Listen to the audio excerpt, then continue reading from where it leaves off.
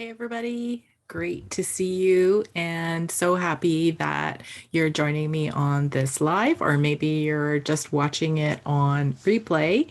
And it is Monday. So, again, trying to get into this habit. Hopefully, I can. And just want to touch base on some tips for you that are quick, short, and sweet.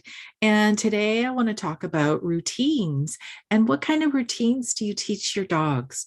So, do you know what kind of routine that you might be doing? And you might not even think it's a routine, but it's really nice to get our dogs into some habits.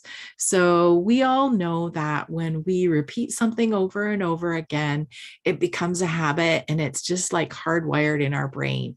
And we can do the same thing for our dogs. So one of the routine behaviors that I like to teach my dogs is especially when we are about to go out for a walk.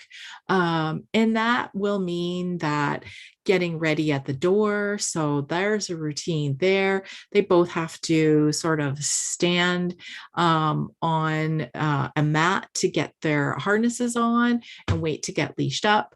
And then what we do is when we go through the door, often I go through the garage door, is I want my dogs not to just race out, but I actually want them to watch me and then see when I tell them, okay, you know, and they can go through the garage door. And then when they go through the garage door, they have this little routine where they sit their butt on the mat inside the garage.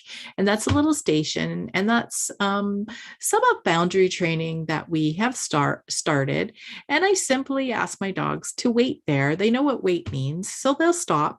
Often they'll give me a sit just because as I come down, I just place my hand in a way that they sit.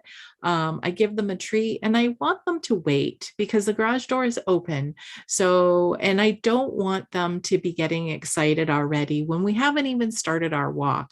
Now, often we actually get into the car to go somewhere for a really cool walk. Sometimes we walk down the street.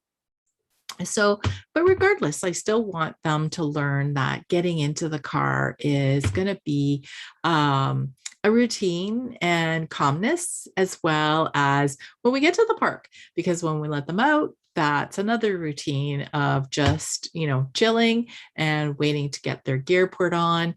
Often I will put them on a longer line if we're in a recreation area where I know I can give them a little bit of space for sniffing.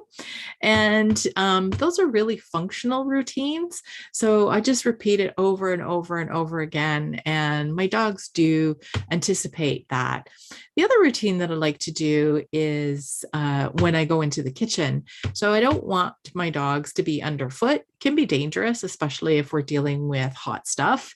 And so I just ask my dogs to go lie down on the mat and they can watch me. They don't have to be out of sight. They often like to watch because they never know if they're going to get a treat. And so that's another routine that I like. And then that way I don't have to worry if I'm cooking or taking something out of the oven that they're not going to get hurt. As well, it's a great prevention exercise for counter surfing. And it's also a great thing to teach when you're having your meals too. So that's something that we do.